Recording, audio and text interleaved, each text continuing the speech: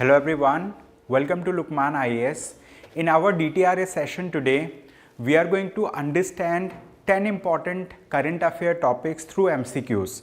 And these current affair topics are very important for the UPSC Prelims exam of 2025. And as you know, UPSC has announced the notification of the prelims exam today itself. Okay, so notification related to UPSC CSE and Indian Forest Services examination, which is also known as IFOS, have been announced today itself. So around 979 vacancies are there through civil services and around 150 vacancies are there through Forest Services exam. So you need to, let's say, apply for the UPSC prelims as soon as possible. And also, like, if you apply soon, you are going to get a center of your choice. I mean, like, in a city of your choice. Otherwise, vacancies, those cities are quickly filled also. Later on, you may be given a center which is far away from your desired place. All right. So the lead topic for today's discussion will be based on Bhadra Wildlife Sanctuary. Okay, so we are going to understand about Bhadra Wildlife Sanctuary today. All right. So let us now see a quotation. This quotation comes from Abraham Lincoln. Okay. So as you know, he has been one of the greatest statesperson of all time, right? So you might have heard about him many a times. So he says that the ballot is stronger than the bullet. Okay. Ballot means, like, the paper through which people cast their votes. So he says that ballot is stronger than bullets. Okay, so this has some connotation and it is basically important for the essay paper and GS paper 4 because, like, through ballot people can choose representatives of their own. Okay, they can choose a desired representative. So like once a desired representative goes, they work for the betterment of the people, right? For the betterment of the people, right, in his or her constituency. And if in case that person becomes, let's say, chief minister or prime minister, or let's say assumes high constitutional post, that person actually, like, imparts good governance also. That's why he says that the ballot is stronger than the bullet. All right. So with this, let us now talk about a kind of current affairs module. So in Lukmaan IAS, we have announced the prelims guidance program. This is a program in which there will be classes, there will be test series also, there will be discussions as well, right? One-to-one mentorship will be there. So within 7 classes of current affairs, we are going to cover 2 years of current affairs, right? In 7 classes only. All right. So you can join this module as a separate module, right? So now let us see the list of topics that we are going to discuss through current affairs today. So one of the topic is Bhadra Wildlife Sanctuary. We will understand about this sanctuary, where it is located, why it is in news, and we'll also solve a question about it. So this topic is important under environment and ecology section. Apart from this, we are going to understand about a fund which is known as World Monuments Fund. So this fund has been established to protect monuments, right, that needs protection. So this is important under art and culture section. And as you know, art and culture is also a very important section for the prelims. Then we'll understand about a term which is in news. It is La Perouse. So we'll understand what is the meaning of this term, La Perouse. Then we will understand about Indian Sustainable Natural Rubber Platform. Okay, a new platform has been, let's say, announced, and it is Indian Sustainable Natural Rubber Platform. So here we are going to discuss about natural rubber. Okay, so this topic can be considered important under geography section, right? Resources. Now we have another topic which is SCOT, right? SCOT mission. So what is SCOT mission? It stands for Space Camera for Object Tracking. Okay, so it's a kind of tracking system to track the objects in the space. I mean, like, to track the satellite debris, satellites in the space. Then we are going to discuss about another wildlife sanctuary which is Chincholi Wildlife Sanctuary, another important topic from environment and ecology section. Then we are going to discuss about an island which is in news. It is Abd-al-Kuri Island. Okay, so this island, I mean, like, here I think airstrip has been made. So we are going to understand in which country, where this island is located. All right. Then we are going to discuss about district courts in India. We'll try to understand what is the jurisdiction of district courts, how judges in the district courts are appointed, what kind of jurisdiction do they have, right? And we are also going to understand what is the difference between district and sessions court, all right? We'll understand whether the same judge can preside over a kind of case, right, can preside over a bench which is looking after civil matters and criminal matters. We are going to look into this. Then we are going to discuss about Chilika Lake also. And finally, we are going to discuss about real effective exchange rate. This topic is important under Indian economy section, right? It is very important for the prelims exam. So we will discuss about what do we mean by real effective exchange rate. So these are 10 topics that we are going to discuss. And the first topic for the day is related to a sanctuary. So it says Bhadra Wildlife Sanctuary is situated in the midst of Western Ghats region of Karnataka.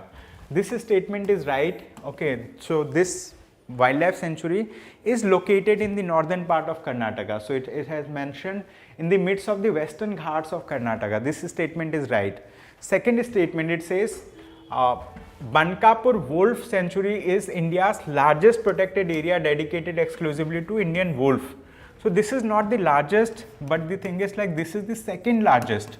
Okay, it is the second largest dedicated protection area or protected area for wolf. Then we have another region which is Arsikre Wildlife Sanctuary. Okay, Arsikre Wildlife Sanctuary. Where it is located? It is located in Kaveri Basin and is known for inhabiting sloth bears. Okay, sloth bears are those bears that stay in the trees. So they are very slow in movement. So that's why they are famous. So first and third statements are right. Correct answer is option C in this particular question. Okay, option C is the right answer. So you see, Cabinet Subcommittee gives approval to declare 4 forest areas as eco-sensitive zones. Okay, so that's why it is in news. Now with this, we will move to the next question. This question is again important. Here we are going to discuss about a fund which is World Monuments Fund. Okay, so World Monument Funds. So this is a fund which has been established to protect, right, to help the conservation of a particular monument. Okay, historical places are preserved, efforts are taken, right? So related to this question is there. We have 3 statements. We need to identify which statements are correct, which statements are incorrect, right? We need to tick on the answer which is correct, which has correct statements. So it says it is a specialized institution under UNESCO which spotlight building and sites for facing tourism, conflict and climate change. Okay, so this statement is wrong because this World Monuments Fund is a private fund, right? And it is not a specialized institution under UNESCO. But the thing is, this particular fund is working in cooperation, in partnership with UNESCO, but it's not a specialized institution under UNESCO. If it becomes an specialized institution under UNESCO, then it will become a specialized institution under the United Nations organization also, which is not correct. Okay, so that's why first statement is wrong. Second statement, it says World Monuments Watch is an annual nomination based advocacy program of the World Monuments Fund. Okay, so World Monuments Watch. So it's not an annual nomination thing. So it is biennial. Biennial means here World Monuments Watch nominates different, different monuments biennially, every 2 years, right? Not every year, every 2 years. So that's why this statement is also wrong. Third, Gujarat's Bhuj Historic Water Systems is one of the sites in India named by WMF on its list of 25 sites facing risk due to the water crisis and climate change. This statement is correct. Okay, so only third statement is right. It means D is the right answer in this question. Okay, why first is not right? Because this fund, World Monuments Fund, is not a specialized institution under UNESCO. Then there is World Monument Watch. It nominates different monuments, right, for protection and all. But it nominates biennially, once every 2 years, not every year. That's why this statement is also wrong. And this particular place, which is Bhuj Historic Water Systems, It is one of the nominated thing, one of the site named by World Monuments Fund. Okay, so that's why third is the right answer. So Musi Heritage Site get top billing in World Monuments Watch 2025. Okay, so that's the thing. Now we have another question, question number 3. Let's discuss about this question. What this question says, so here, like, it talks about a exercise, joint military exercise basically between countries. So it says La Perouse is a multilateral naval exercise aimed at optimizing maritime coordination among the participating navies in the Indo-Pacific region. So first statement in this particular question is right. Okay, first statement is right in this question. And then if we talk about the second statement, okay, so like all these statements are mentioned. Second statement, it is a biennial exercise hosted by the US. This statement is wrong. India participated in the exercise for the first time this year. This is also wrong. The first statement is right, which is La Perouse is a multilateral naval exercise aimed at optimizing maritime coordination amongst the member countries. Okay, it's a naval exercise between multiple countries. Okay, many countries participate in it. So correct answer is A, one only. Okay, A, one only related to this. So India joins mega naval wartime La Perouse. So India has also joined, I mean, like, in this year's exercise. It has participated in the past also, because exercise was initiated by French Navy in 2019. Maiden exercise saw participation of navies of France, USA, Australia, Japan. India participated in the exercise in 2021. So India has participated in this exercise in 2021 also. This time also we have participated, so that's why it is not the first time that we have participated in this exercise. So this was hosted, this exercise was hosted by France, it's not by US. Okay, so that's why only first statement was right.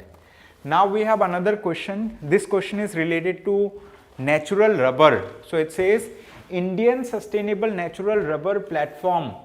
Consider the following statements. So they have given few statements related to Indian Sustainable Natural Rubber Platform.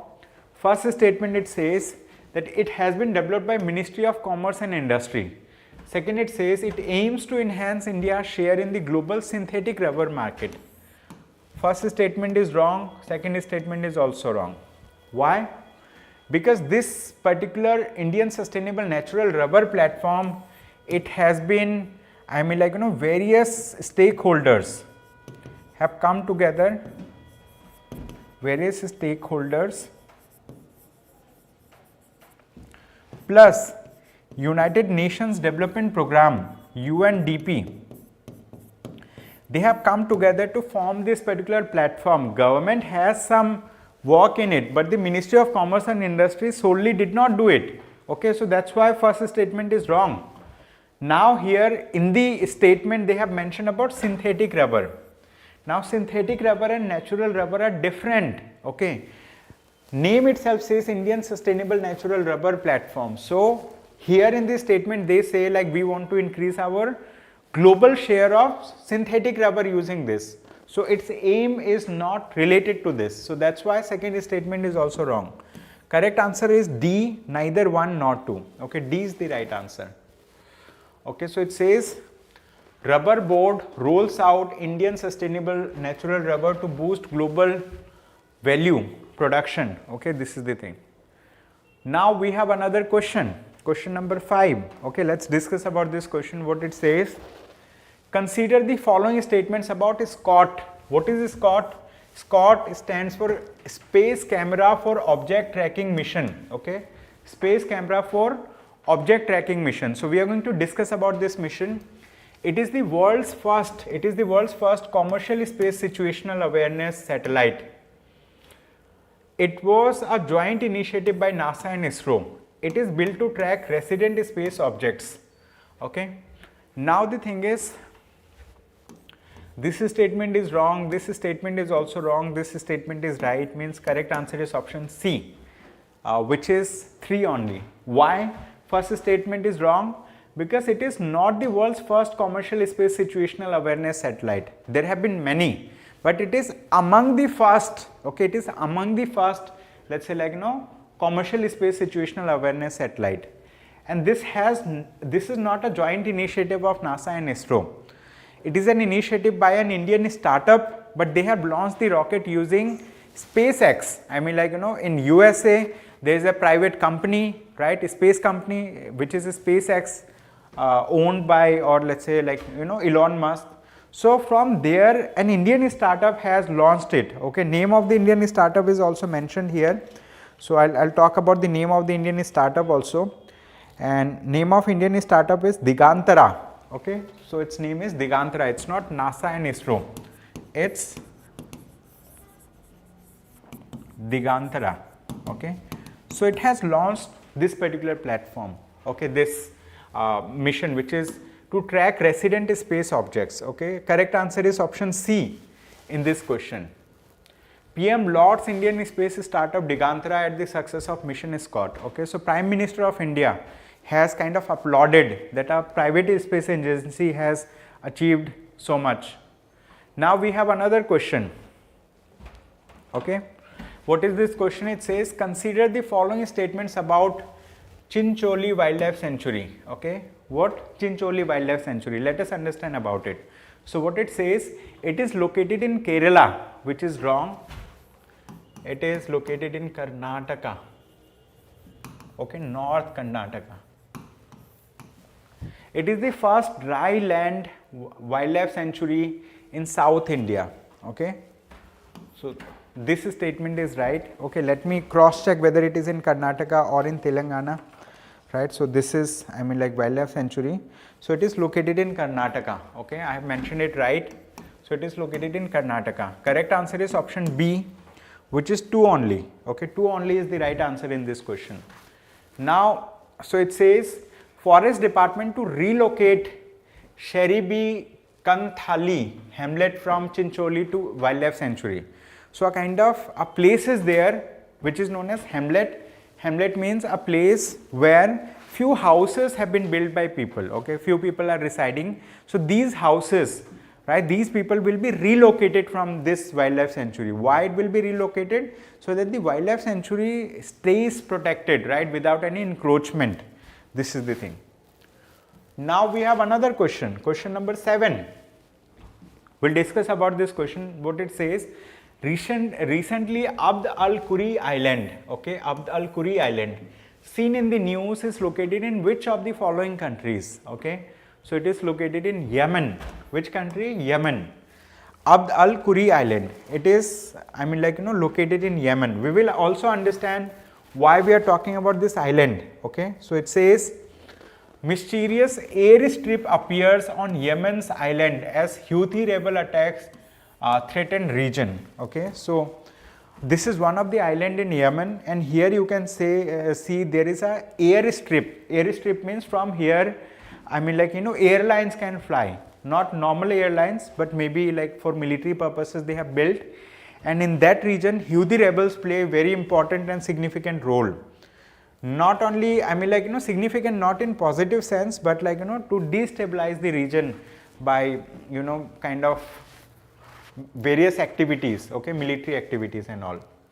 Now we have another question, which is question number 8. We'll discuss about this question. What it says, which of the following statements regarding district courts in India are correct?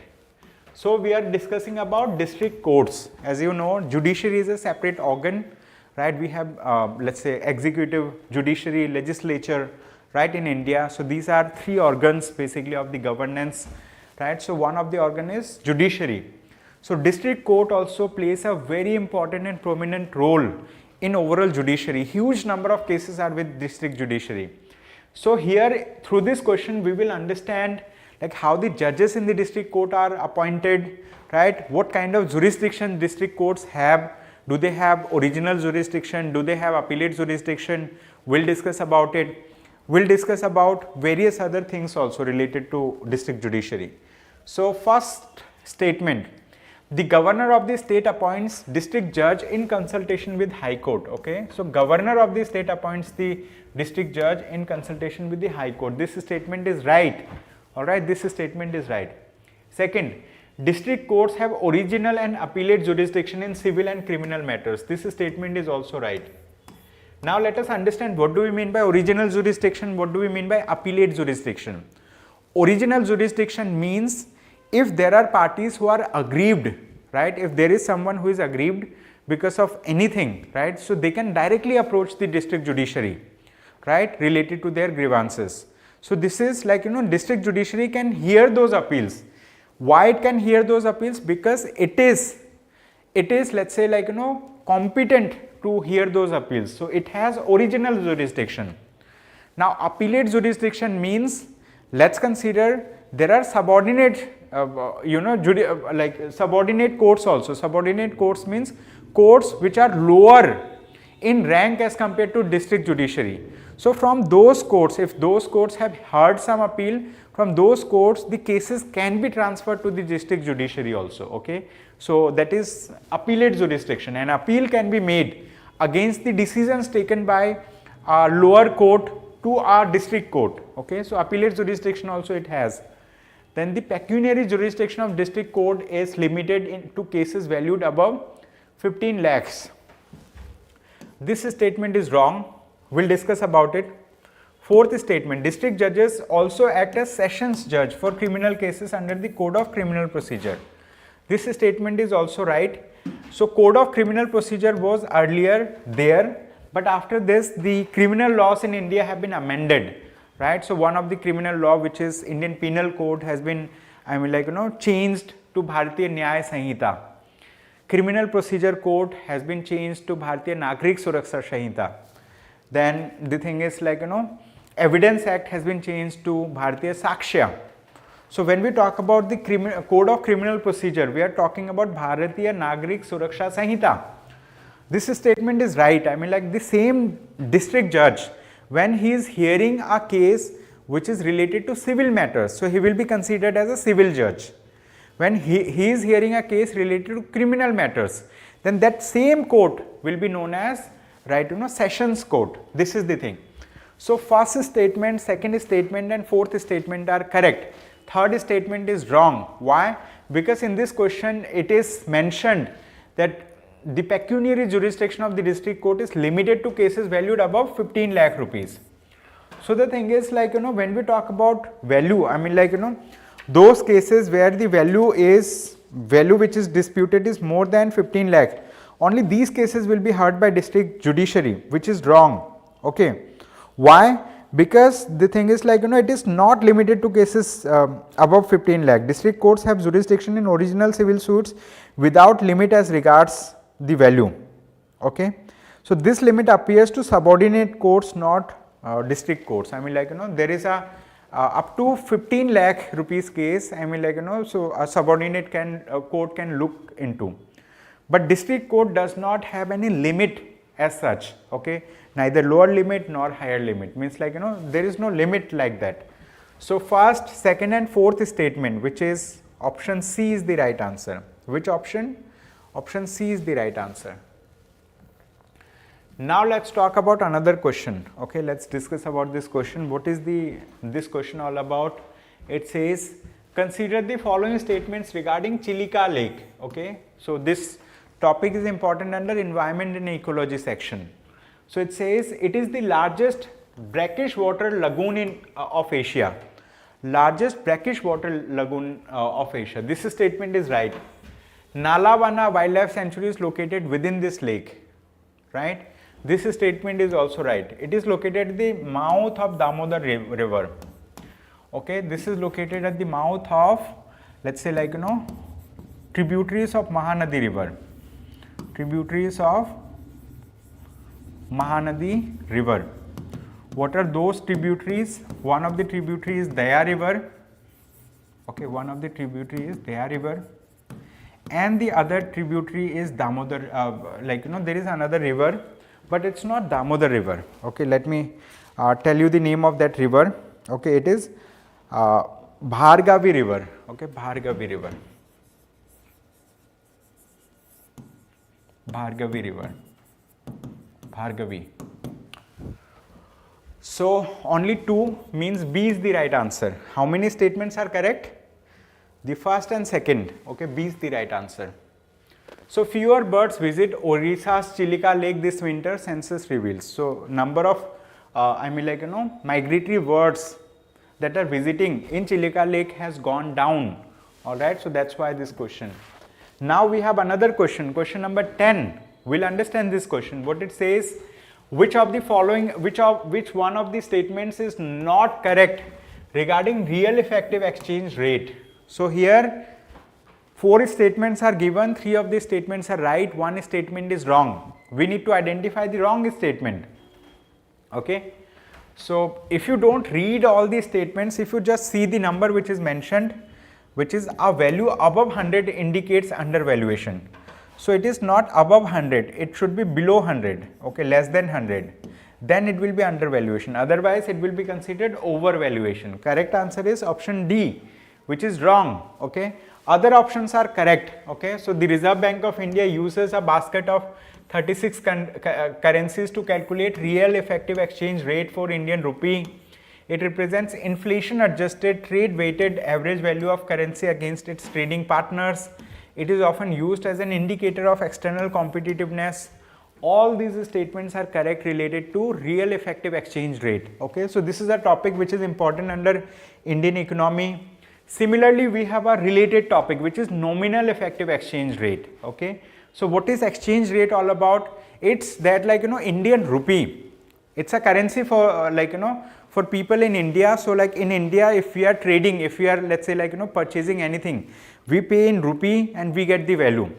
But if same Indian citizen, if he wants to trade outside in India, means like if he wants to purchase something from outside, right, like a US thing, if you want to kind of purchase, we need to pay them in dollars. So like this Indian rupee has to be exchanged, converted into dollar before purchasing that thing. So the thing is, there should be an exchange rate also. Okay, exchange rate, like how should we compare the value of Indian rupee with US dollar? How should we compare it with, let's say other kind of currencies in the world, renminbi of China, right, or maybe Russian currency, right, or maybe Japanese yuan, like that. So like different countries have their own currencies altogether. So the thing is, like there is an exchange rate, right? So RBI maintains that data. So what RBI does, RBI has maintained a basket, of 36 currencies. So it keeps on comparing Indian rupee with those currency, right? So one of them is known as real effective exchange rate, other is known as nominal effective exchange rate. When we talk about real effective exchange rate, we take into account, right, inflation also. Inflation is adjusted. So the thing is, day-to-day changes in inflation does not affect the real effective exchange rate. So it affects the nominal effective exchange rate. So this is the thing. So you need to learn such topics in detail so that you understand the concept broadly, you understand those concepts easily. All right. So this is all. And apart from this, in Lukmaan IAS, we have a essay year-long test series program, which you can join to get guidance from S. Ansari sir related to essay year-long test series program. And we also have a Takkar Prelims test series, which has total 61 tests. GS as well as CSAT tests are there, current affairs test is there. So admission to this test series is available, it's open now. Thank you so much everyone for watching today's session.